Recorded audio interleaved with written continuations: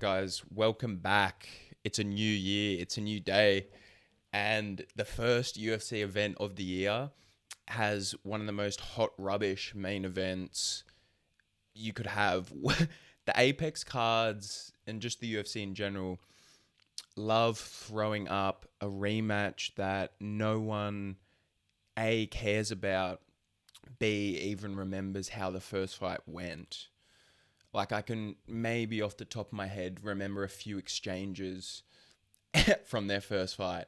Maybe this is just me being completely biased, sexist against women's MMA, but I feel like this is a Sergey Spivak, Marcin Tybura 2 situation. Like, really, who cares whatsoever about this main event? Please let me know if I'm wrong.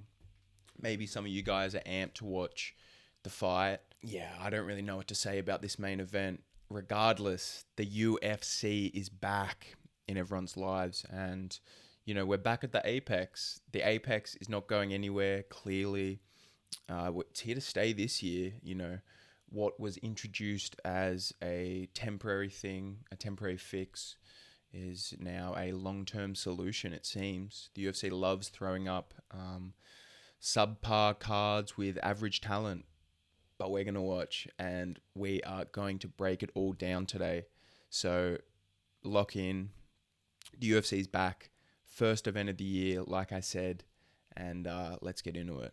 If you guys are enjoying the video and enjoy the content that I make, it would help me out greatly if you could drop a subscription, like, comment. Really, really helps me out, like I said. Let's get back to the video. Thank you so much, guys. Regardless of what I said about the main event and my feeling just in general of the card going in based on that main event, we actually have some really interesting matchups down the line. Santiago Ponzinibbio, Carlton Harris, that's going to be a firecracker. Santiago, is well past it, and his downfall was so unfortunate to watch because, we've spoke about this innumerable times. The downfall of an MMA fighter, especially that you enjoy watching, is usually pretty sad, traumatic to watch. But Ponzinibbio in general, because he had a real promise.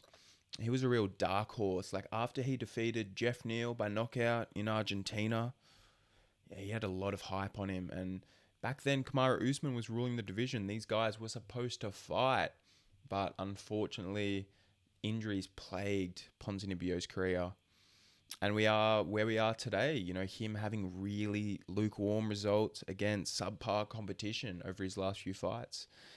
This one is a dangerous matchup because Ponzinibbio has been hurt a few times, put down, and Carlton Harris, he throws wild stuff.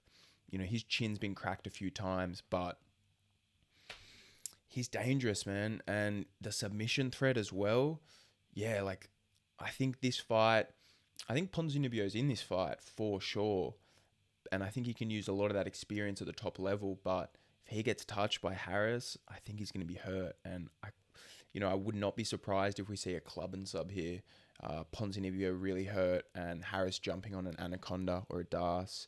He's really slick and slippery, super long arms, and yeah, he's submitted really, really good guys in the past, so that would not surprise me at all. Chris Curtis, Roman Kopylov, what a fight. Two strikers, really, really contrasting styles in the fight. Chris Curtis, boxer, loves being heavy on that front foot, southpaw fighter. Entertaining to watch when he gets those combos going, but because of that style, it's caused him to have a few losses and a few very frustrating performances in the past. Like, what Hermanson did to him was almost embarrassing, and it made, like, the emotional reaction Chris Curtis had in that fight was, just, you could see how frustrated he was in there, and his inability to adjust only added to that frustration, I think. This is a fight where I can see that playing out again because Kopylov is smart and rangy, great kicks, amazing body kicks. I can really see Chris Curtis having a tough time getting the fight or getting into the range where he can have success in the fight. With all that being said, he throws bombs, and if Kopylov puts himself in the wrong position, exits, badly, or isn't in the right range at any moment, Chris Curtis can turn his lights off. So that's what makes this fight so intriguing, I think, because if these guys fought 10 rounds, I think Kopylov would probably win the majority of those rounds, but a few times Chris Curtis would put his lights out, I think. So skills versus power. Obviously, Chris Curtis is skilled as well, but I just think with, Styles making fights and the range that Kopylov is able to fight at, I think it's his fight to lose. This one is going to be a banger. Abdulrazak Alhassan versus Cesar Almeida. Now, Cesar Almeida is a Brazilian kickboxer who's just transitioned fairly recently to MMA. He's training with Powhatan now. I believe those guys fought actually in the past. He's fought some really, really good names in kickboxing, and he has one hitter quitter power at 185.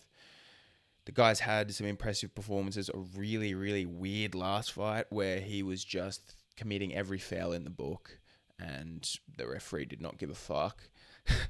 Regardless, on the other side, Abdulrazak Alhassan is a power puncher. He is an absolute brick shithouse. The guy used to make 170. I don't know how, but since he's moved up, he looks like he's put on 20, 30 pounds of muscle. The guy is stacked. I think he's going to be, skill-wise, definitely very outmatched in this fight on the feet. If he can mix in some grappling and sustain that over 15 minutes, I can see him having some success.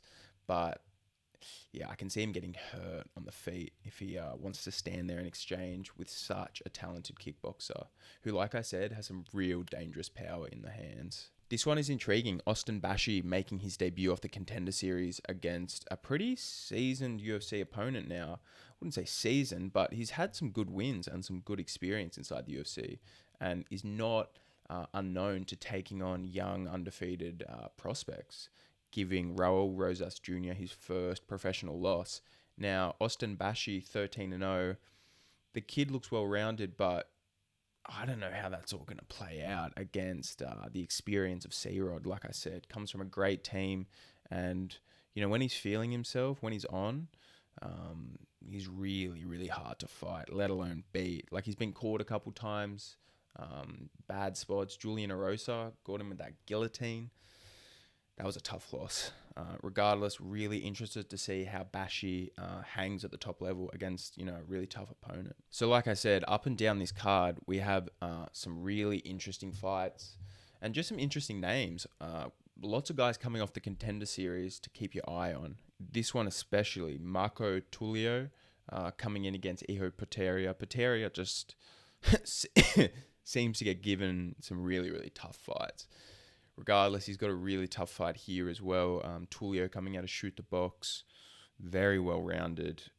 I think he's beyond UFC level, or beyond the regional level that he's been fighting at. He deserves to be in the UFC. He's here now, and really, really interested to see how he shapes up. So like I said, a lot of young guys coming in off the Contender Series, and that's how the UFC is filling up these Apex cards. It's just the product that we have these days, Regardless, the UFC is back, the first event of the year. What is everyone feeling about it? I know we have a massive pay-per-view the week after. Wow. I'm sure everyone cannot wait, and that's just going to creep up. So, like I said, let me know how you guys are feeling about this card, the first one of the year.